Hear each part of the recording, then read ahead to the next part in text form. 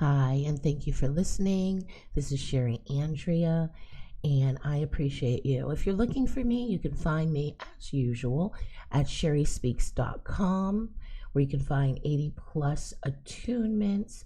Also, there's the certificate maker. So even if you received attunements from somewhere else, or you studied under someone else for something, maybe you had a coach and you were, for your spiritual development, or you took classes with someone for, psychic, metaphysical development, and maybe there was no certificate involved, but you want a certificate for that time you spent learning. And you can use a certificate maker. You just fill in the details, your name, the teacher's name, or it can also be the organization's name, and what you want the title of the certificate to be. Like, let's say, for example, it was a mediumship development circle, and maybe it was for something specific. So you might want your title to say mediumship practitioner. It could say anything technically. Sometimes people want a certificate that says spiritual teacher, and this is based on all their education, all their learning, all that advancement you did. So whatever you need. Also, of course, from the website, if you're looking for me for psychic reading, coaching, of course, the deep energy clearings, either just the ones that aren't by phone or the ones by phone, then of course you can find that through the website, or some of you go directly to the scheduler, and that information will all be in the description, so you can go just directly to the scheduler to schedule what you need. Remember, right now the psychic readings are still on sale, $15 for 30 minutes. That was for the holidays, so I tried to keep it going through the holidays. So if you want to take advantage of that, it's still there. Okay, so let's get into it. Okay, first of all, hold on. I'm fumbling. Hold on. Oh, there I am. Okay. I wanted to wear something bright for you. I could have worn something Christmassy, I guess, but I just wanted to wear something bright. I always wear dark colors when I do the video, so I was like, let me brighten things up, So here I am. So anyway, this is about where I've been since, oh my gosh, on and off. This actually kind of started beginning of October. Then I came back, and then gone again, here we go again in November. Here I go. I disappear again. And I know some of you were like, well, where are you? Why isn't the scheduler on, or why isn't this on? What's going on? This is just the good, the bad, and the ugly. And I think it's good to hear it from somebody like me, because, a lot of times when I do coachings or readings, and it's for somebody who is working on a metaphysical path or a spiritual path, and they're heading in the direction that I've come, a lot of times, they talk about, well, people make it seem like once you advance, it's going to be all love and light and roses and butterflies, and everything's going to be perfect. Nothing bad is ever going to happen again. And as I always say, that's not the reality, and I always use the phrase in it but not of it, which means you may have advanced, to a high level, but then you have to remember you're still in it, although you're not of it. You may have learned to separate yourself from it a little bit. Like, for example, you may have learned to control your negative ego. You may have learned to be more what would I say, more observant than reactory. You've also learned that it's up to you to pick and choose when to do those things, because God never said you had to lay down for anybody and just let people walk all over you or do anything they want to you. You are a representation of God, so it's important that you don't do that. We respect God's children. That's what Namaste is all about. I see the God in you, and we respect God's children, but everybody, all of us, we are who we are. I have to, hold on, let me mute this for a second because my son is coming in the door, so hold on.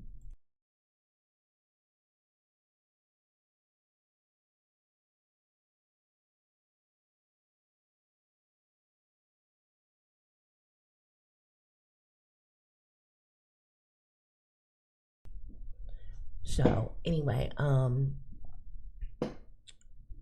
so like I said, that doesn't mean you're just supposed to be like, oh, I'm a Buddhist monk now. I just have nothing to say.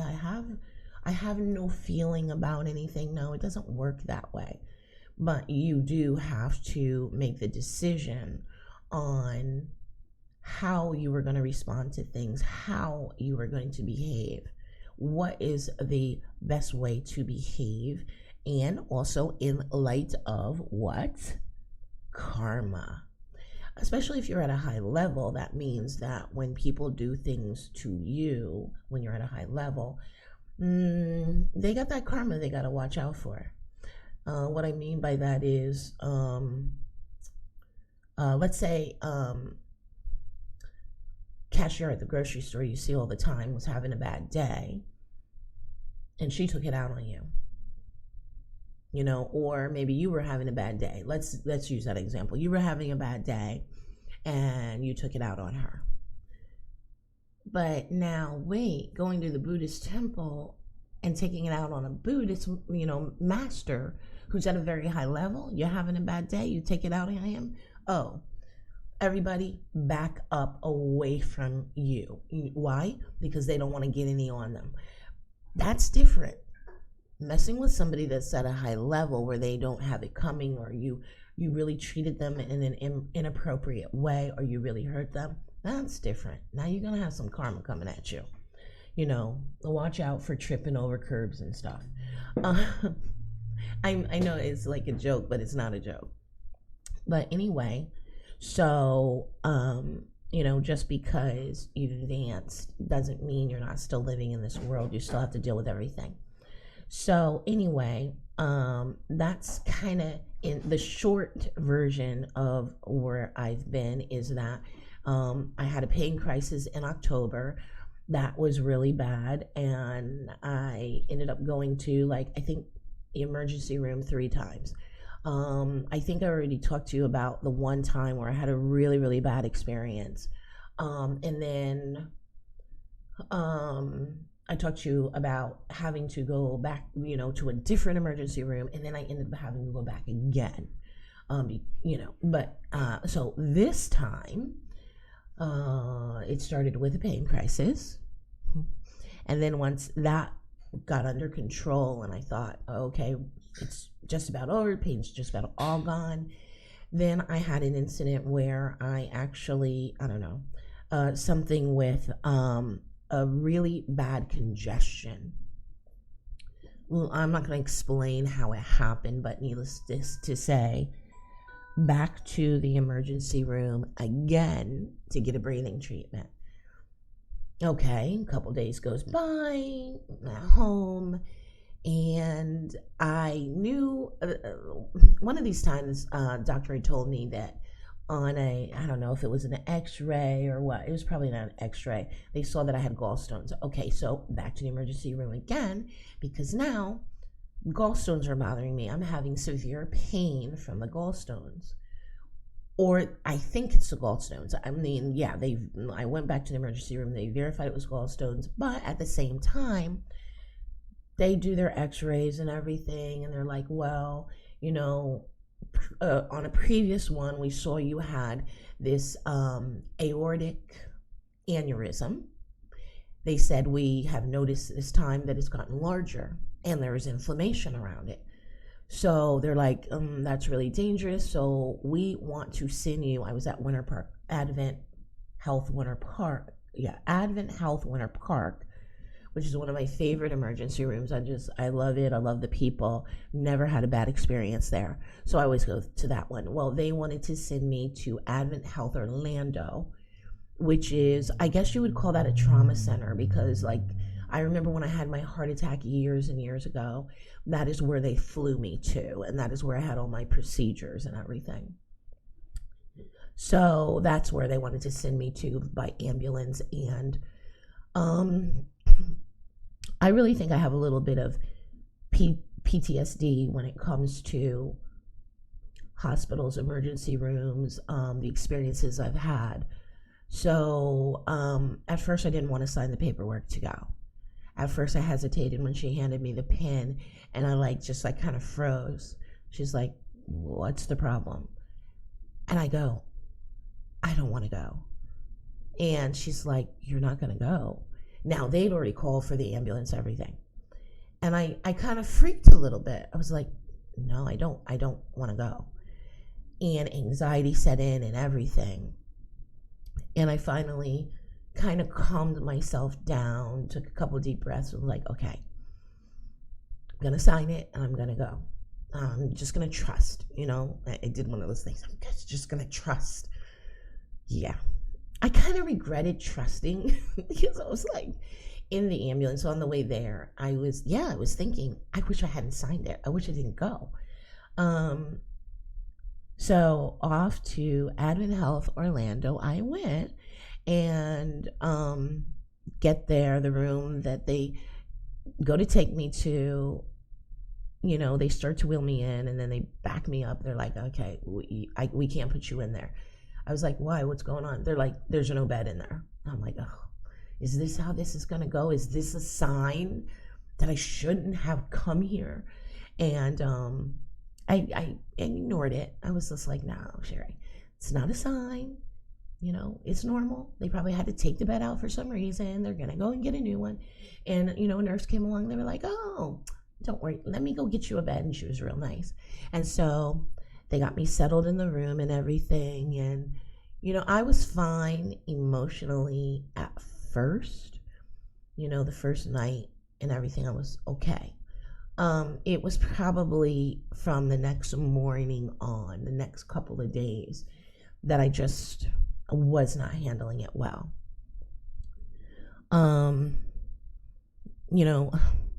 I wasn't, I was crying almost nonstop. If anyone looked at me, asked me a question, said anything to me, just said hello to me, good morning, good afternoon, anything, I would just start bawling, crying. I was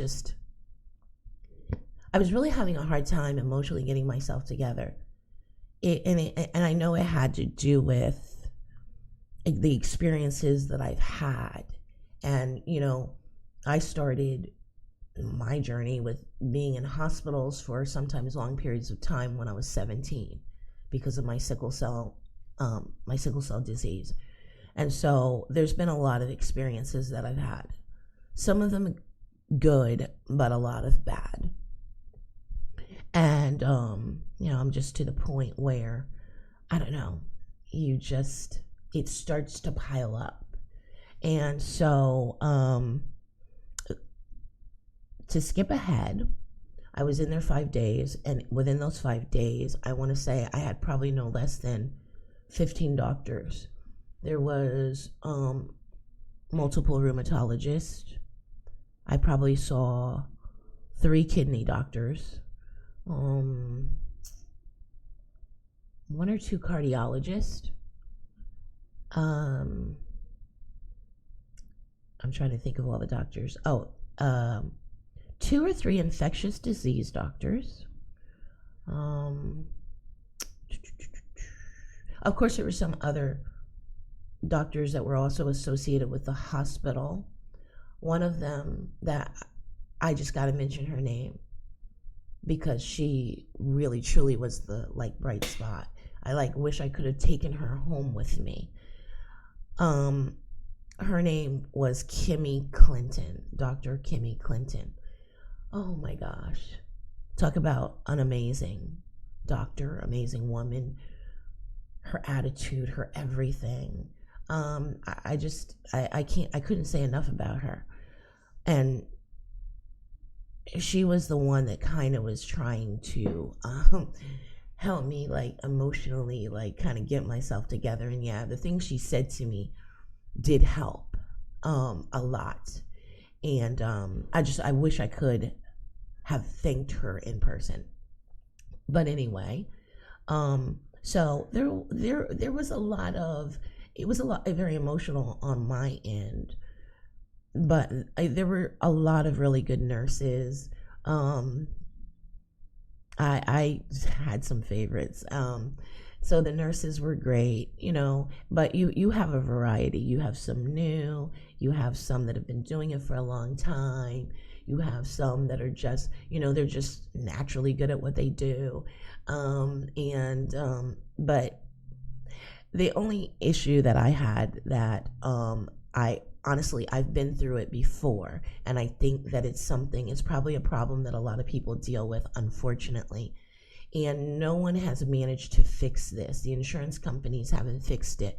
And that is if you were made to sign out against medical advice. I had a lot of doctors, and all of them have to get together when it comes to discharge paperwork.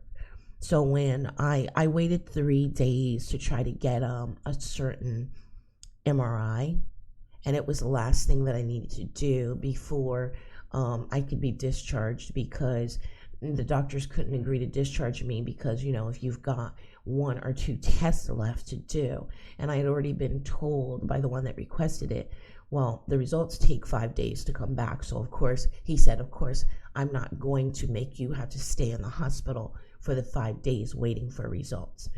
When he told me, what the plan was, discharge me and what medication I would have to take for those 5 days. So there was this agreement. That last day, doctors have been coming in my room and all saying, okay, well, I'm okay with discharging you. I'm okay with discharging you. This is what I'm going to prescribe. I'm okay now with discharging you. And that was going on all day. But what I hadn't noticed is that, like, my admitting doctor, that's the one I hadn't seen. That's the one that hadn't come to say, yeah, everybody's, all the tests have been done and everything, and I'm okay with discharge. That's the only one. And that, unfortunately, I didn't know at the time that he was a very important piece of all of this, and that without him, basically, I almost couldn't go anywhere, because he was the piece that was holding everything together. He was the main admitting doctor that connected all the other doctors together. And so when I came back from the MRI, it was late. I probably got back from doing the MRI at 9. So before I went around, 7:30, a new nurse was coming on shift. The old one's going out, but they were both still there. The new one, which I'd never had before, a young lady that I would say was probably late 20s, early 30s, was like, her attitude was very nonchalant. I've been there 5 days. I'm ready to go. I've done my time. And her attitude was kind of a little bit nonchalant. I thought, maybe not, but I thought it was a little nonchalant. Like, we'll see you in the morning. And I went like this. I went, oh, no, you don't understand. I'm leaving here tonight. No, you don't get it. I said, even they give you this tablet so that you can see everything that's going on with you and see all the doctors, everything, and even get messages, send messages to doctors.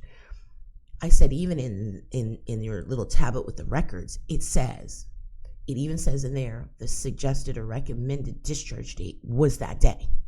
So all day long, I've been, talking with different doctors about being discharged that day. And now she's going to nonchalantly go, well, we'll see.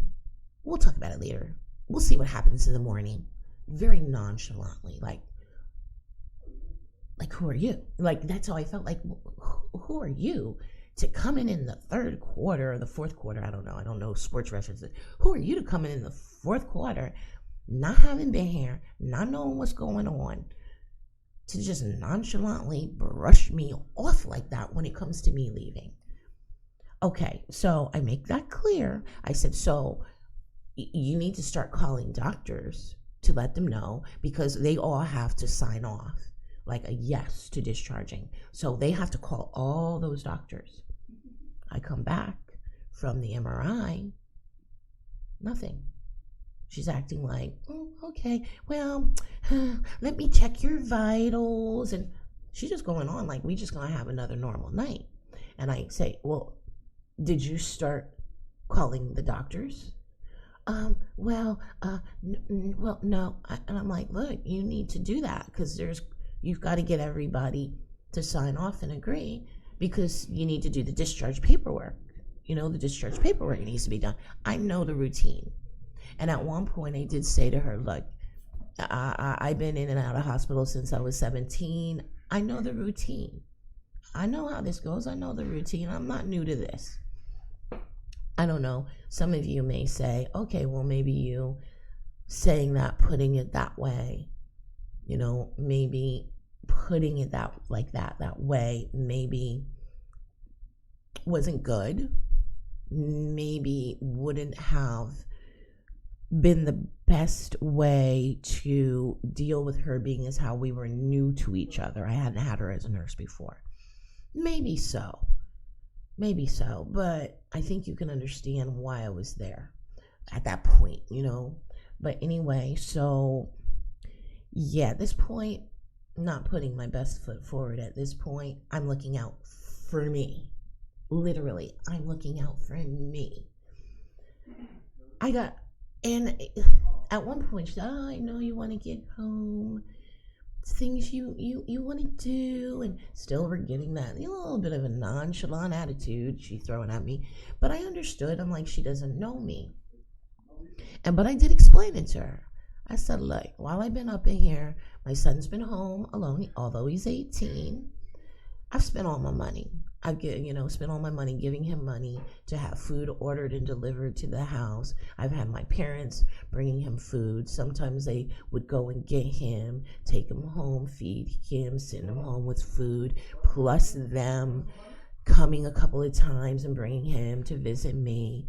So now I'm at this place where I'm like, hey, I got no money left, and my child still needs to eat.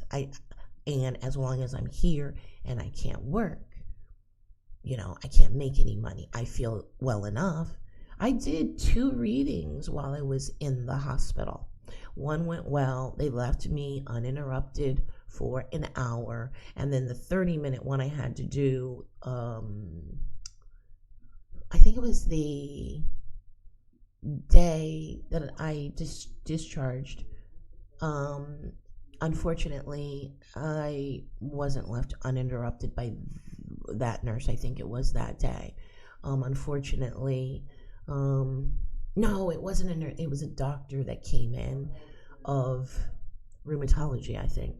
And this was a new doctor. This is like the 3rd rheumatologist. So, and of course, I didn't want to put her off. I actually had to put the person, I was on Google Meet. I had to put my client on hold for a good 15 minutes to talk to her. So, that couldn't be helped though. So I couldn't stay in the hospital and work that way.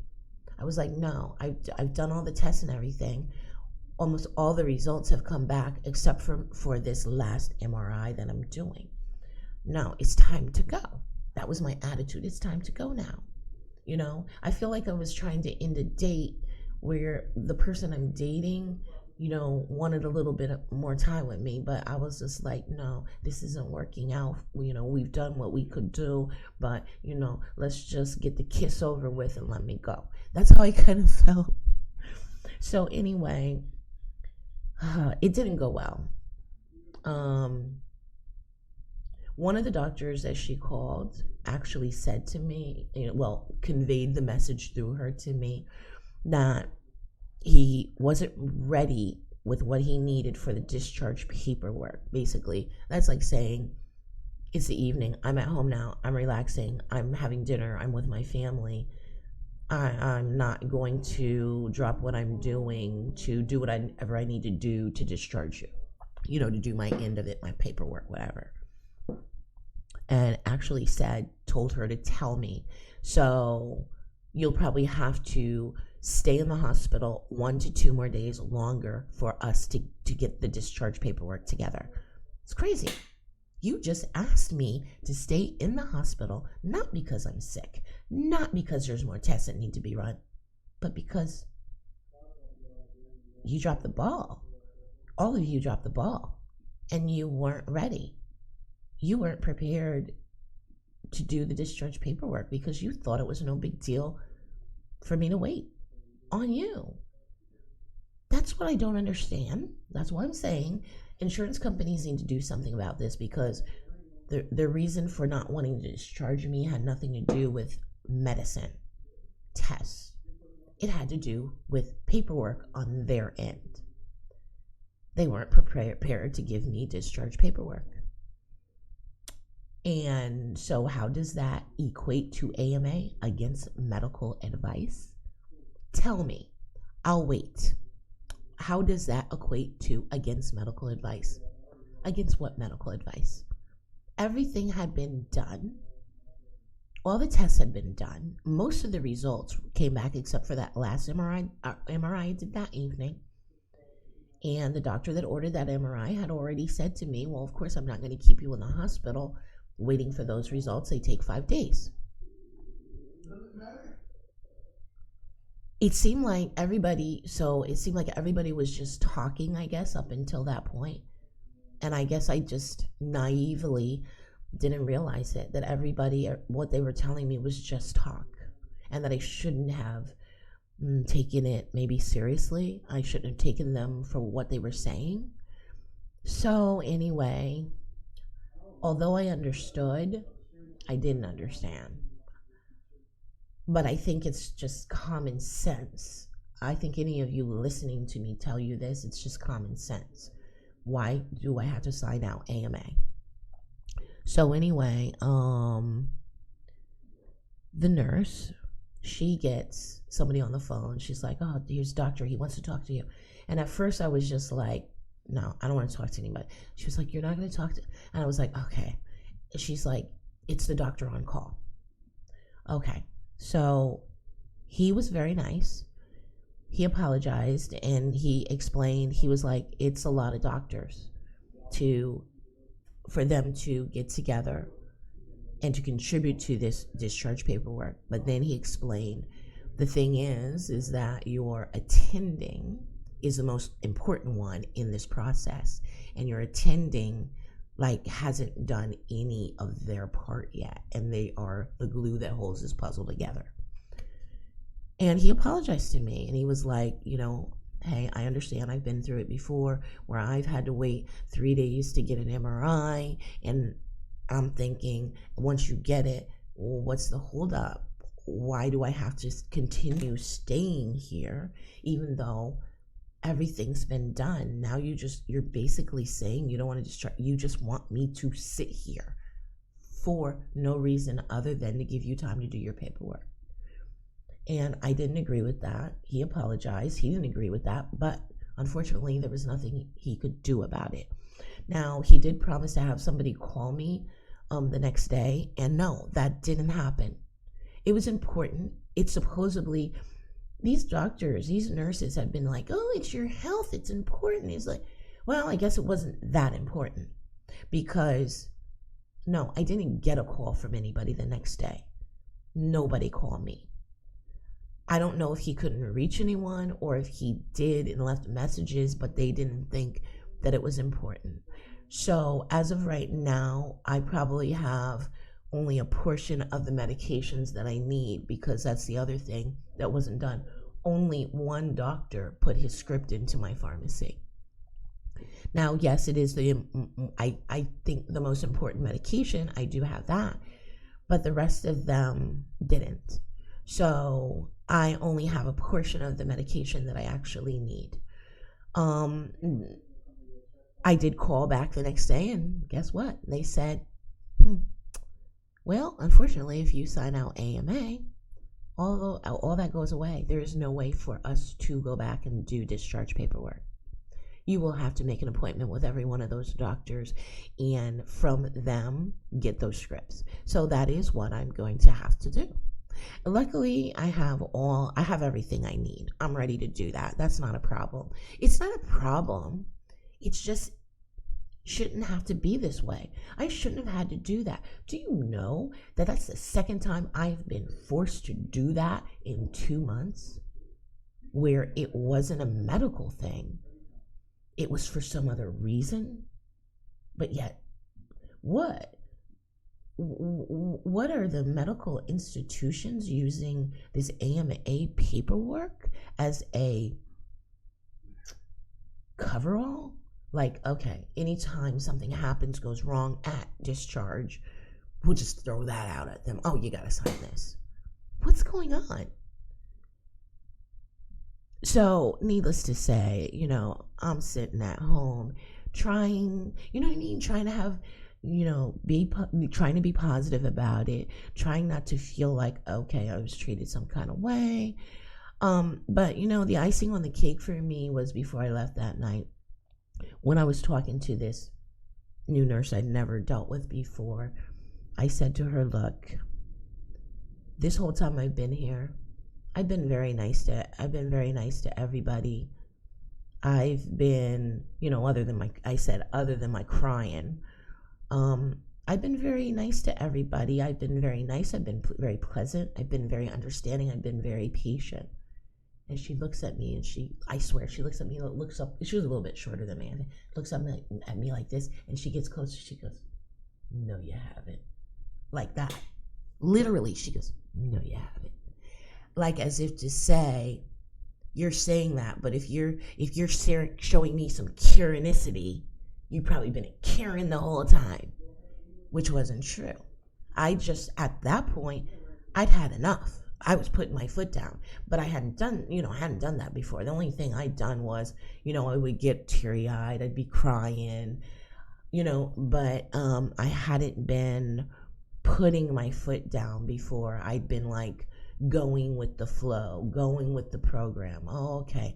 There's more tests. Oh, okay. Well, and they're not going to be done until tomorrow. Oh, okay. And then I was going, okay. Well, yeah, obviously I have no choice but to stay longer. So as doctors were still putting in requests for more tests, more lab work, I was going, oh, okay. Well, yeah, I obviously I got to stay longer. I got to stay another day.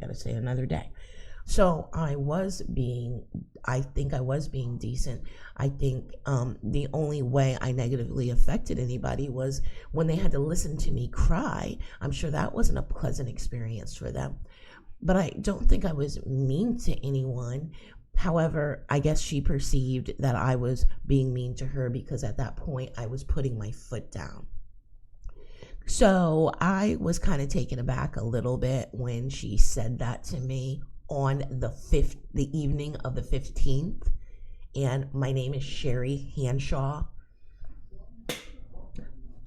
So I was taken a little bit aback by that basically this nurse just basically said to me, no, we know you haven't been being nice.